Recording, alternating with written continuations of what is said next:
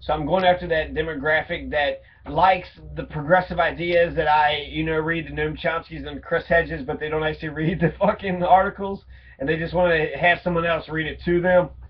This is your video, okay? So Chris Hedges, he wrote this incredible fucking article called The Rhetoric of Violence, and it's sort of boiling down how he sees the Cliven Bundy fucking debacle. And we got to the point where they're talking about how even if he was right, the Cliven Bundy was right, there's lots of corporations that want to eradicate public lands. Fuck all public lands, okay? So public parks, public fucking roads, any public fucking thing, let's just corporatize everything, right? Corporatize our bridges. Let's have toll roads, let's have toll bridges, let's just have to be able to pay, let's not have any public roads.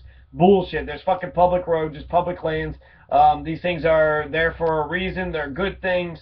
Hopefully the people actually do have a say-so with what's going on in it, and it's not being like just pushed on some. It is a government bureaucracy, so I don't know. We have a democracy, so if you get your people in power, then they should be able to get their buddies and friends who are also honest, and you can kind of change the entire government if you can get your leadership. If you can, the revolution can happen by changing the Constitution, changing the leadership, or violent coup d'état, which nobody's calling for a violent coup d'etat. We want peaceful revolutions, and we can get peaceful revolutions through elections, through changing the leadership, and through changing the constitutions. And actually, in today's world, it would be a bloodbath, and you would lose, and everything, all gains would be undone if that was attempted. So that wouldn't work.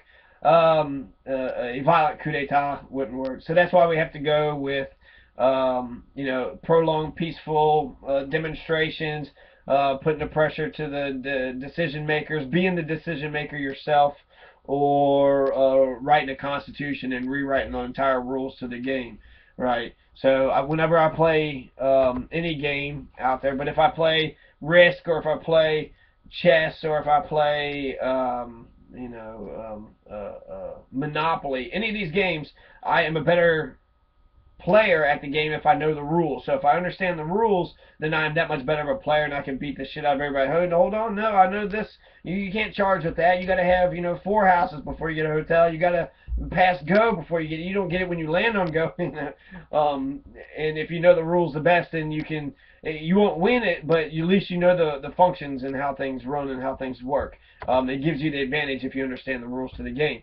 So we have these vigilantes. They're being lionized by popular culture, right? Oh, great. Lone Adventures makes me think of Robert De Niro in Taxi Driver.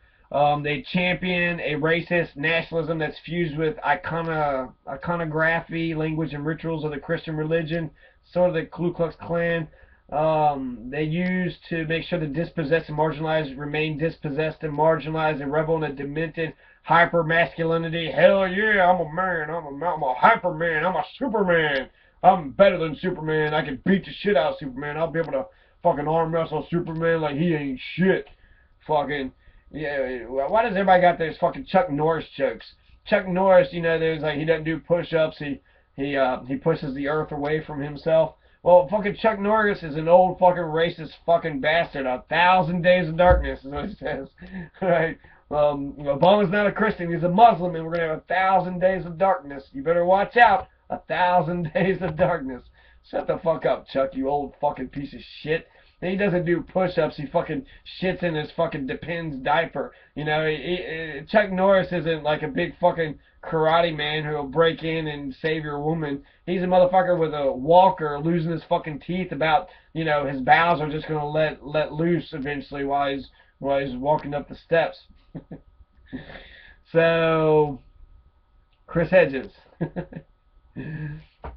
So they have huge megaphones on the airways. These are these fucking racist, fucking vigilante, fucking dickheads like Cliven Bundy. They got huge megaphones. They're fucking hyper masculine. They got a racist nationalism. They got iconography, right? Like the Nazi swastika, language and rituals of the Christian religion carrying across. They're funded by the most retrograde forces in American capitalism to spread their message. They're the bedrock of American fascism. The terror inflicted by street shootings in cities like Chicago conveniently gives these vigilante groups their right to existence. Makes me think of the Minutemen also, right? They are just fucking people that wants to shoot Mexicans hopping the border, but if that's the policy of America, then they're justified in committing homicide, right? Killing people. If the policy is that way, but if it's not the policy, then they're fucking murdering people and they'll be put behind bars.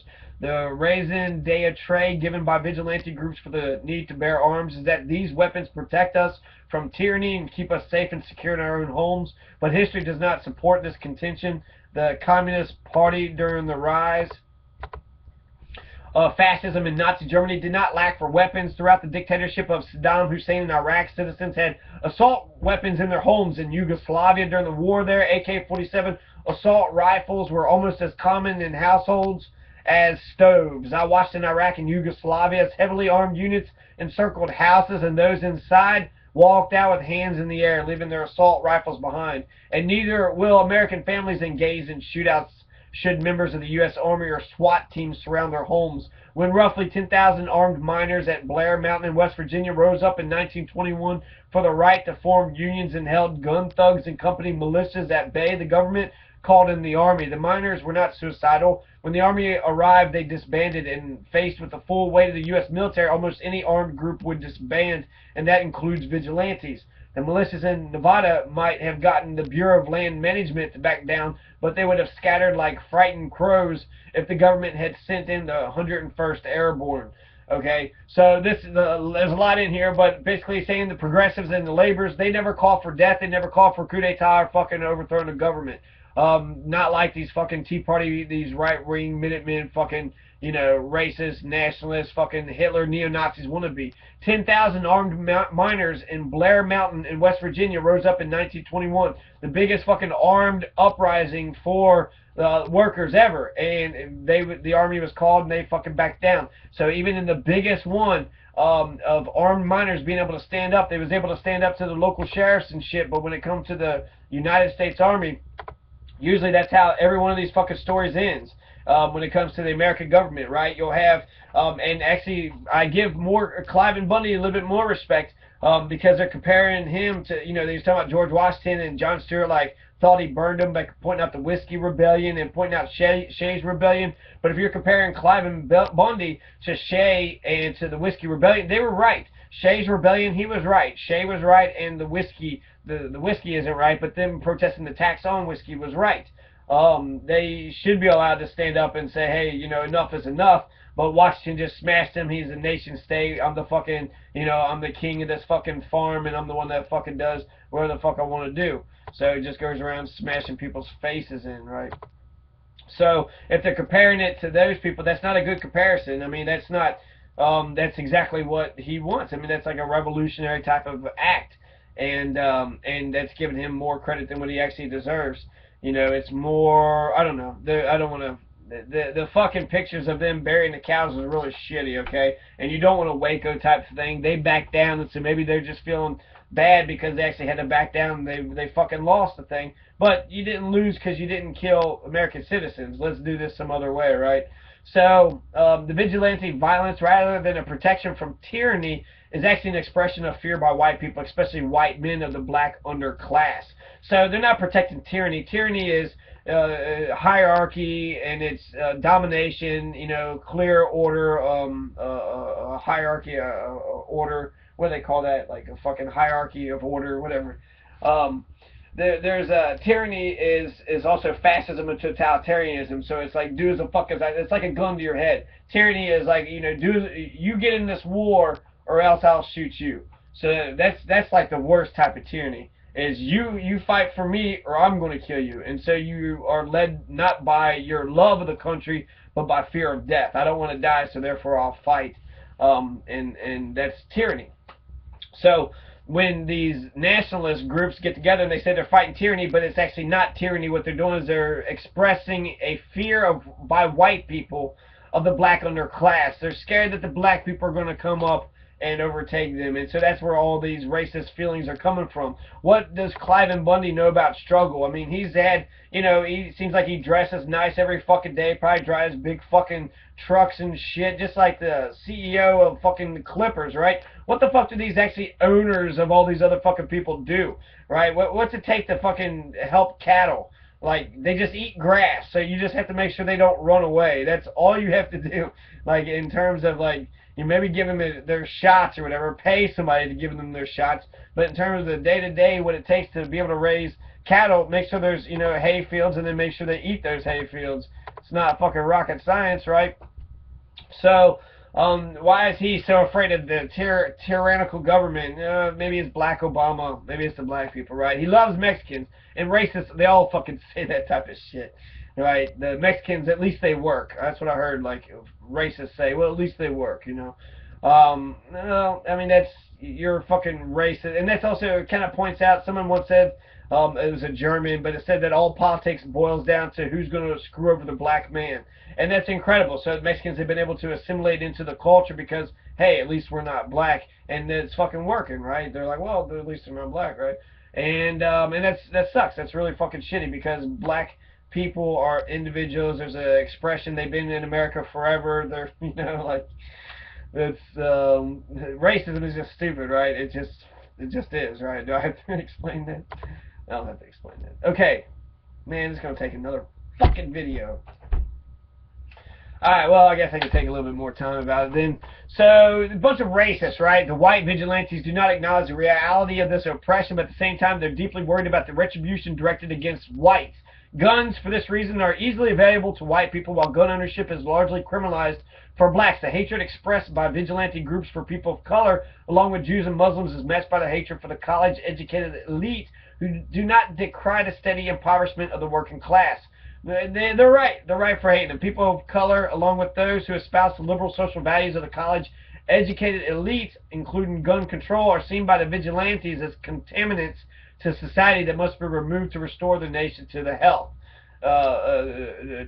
So they're kind of saying that not only do they hate fucking, the black people, Jewish people, Muslims, and all the races and fucking horrible stereotypes, but they also hate the fucking elite. The college-educated elite are the ones who's trying to tell everybody that global warming exists, and maybe we shouldn't have guns, and maybe we should legalize marijuana, maybe we should change the way we live. I don't know. Actually, I can't defend the college elites because the fucking liberals are just as fucking fascist as the rest of them. So if they're fucking hating the college-educated elites, good, they're fucking snobs. They think because they got a piece of paper that they're fucking better than you. In some places like business, communication, education, these fucking departments they need to be wiped out because they're too general and basic. You can't just teach for teaching's sake.